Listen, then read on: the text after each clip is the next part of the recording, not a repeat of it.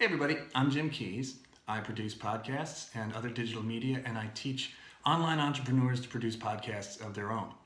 One of the questions that I get mostly is, what kind of mic should I use? The good news is, it's really hard to buy a bad microphone today, what with technology being what it is. The bad news is, there's a dizzying array of microphones from which to choose. So today I'm going to guide you through some microphone basics to help you make an informed decision. Today I'm going to focus only on USB mics, which is most likely the kind of mic you'll be using. They're an excellent choice. You just plug and play. All you need is a computer, a USB cable, and one of these microphones, and you are good to go. So let's talk about a few of the things that you're going to need to know. First of all, anytime you look up a microphone online, a USB mic, you're most likely going to see the term condenser. All that means is that it requires a certain amount of electricity to work.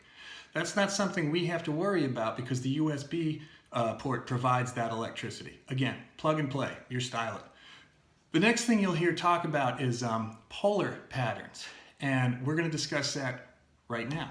Basically what a pattern is, the polar pattern, is where a microphone hears from. So for instance, you'll see the term cardioid condenser. And that means that the mic hears right from the very front and rejects all the noise from the back and the sides. Now you'll see that word cardioid in descriptions and in the manual, but on the microphone itself they're not going to use the word, they're going to use a symbol. And that symbol looks like this. It's vaguely heart-shaped, hence the cardioid part.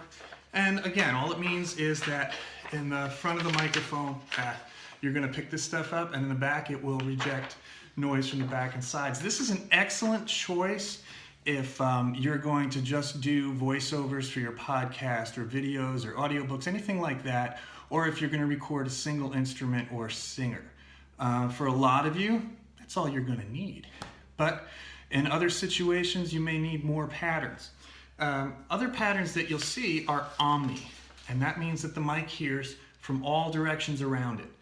And the symbol for that is basically this big circle here. And an omnidirectional microphone is really helpful for things like group interviews, webinars, seminars, anything where you're going to have a number of people. You just set your Omni mic in the middle of the table and everyone will be picked up equally. It's really a useful, kind of quick and dirty way of doing this without having to have multiple microphones. The other type of mic pattern that you're going to see is a stereo. Sometimes you'll see this symbol. I haven't seen it very often. This is from the Blue Microphones website, and it's what they're using for stereo.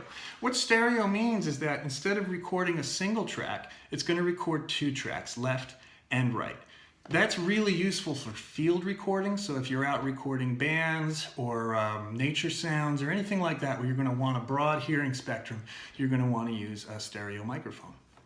Lastly, there is the figure eight. And this is not as common. They call it a figure eight because it looks suspiciously like an 8.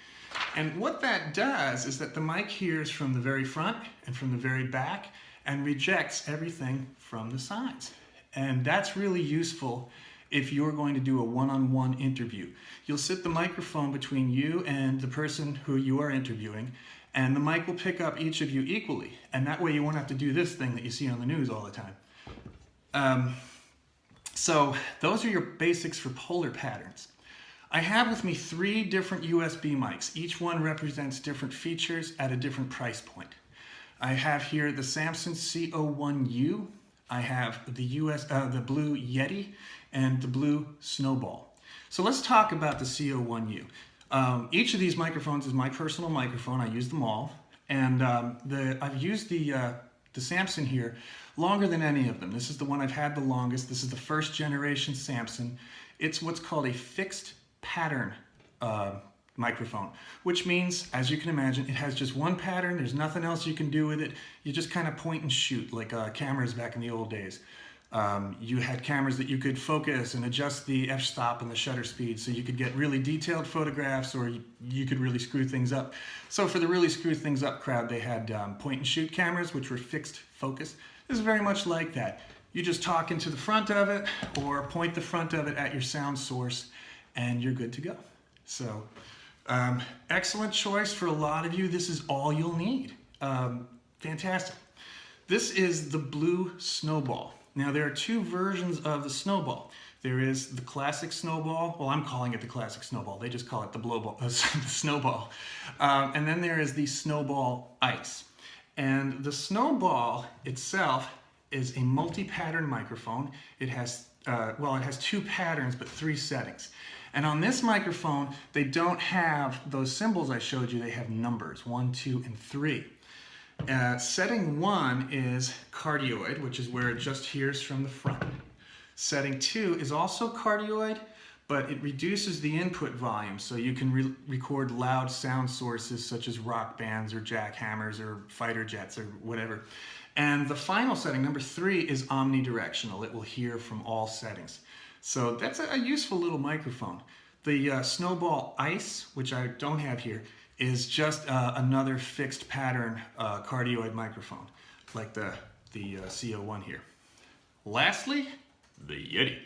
The Yeti, all of these are popular microphones. The Yeti is becoming increasingly popular, and the Yeti does it all.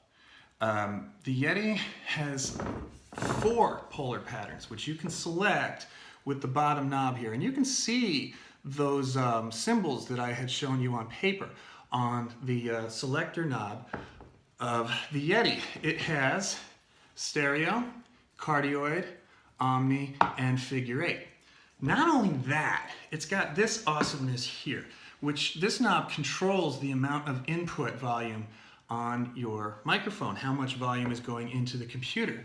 Generally speaking, if you want to adjust the amount of volume going into the computer, you have to go into your computer's settings and do that. But here you can just reach around behind the mic, this is the back of the mic, and adjust that.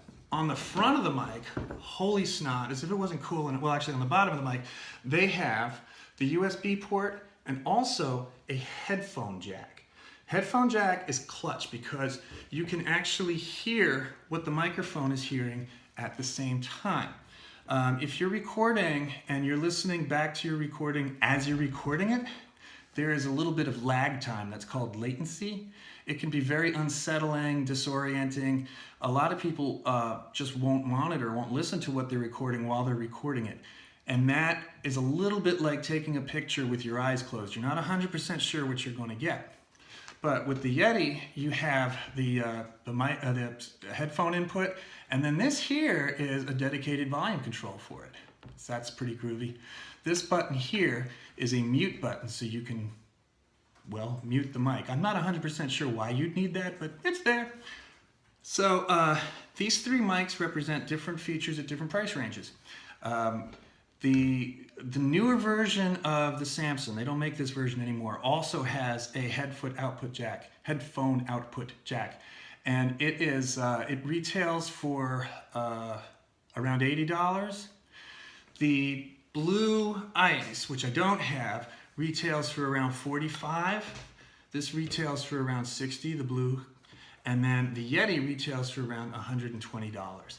So that's a quick tutorial on USB mics.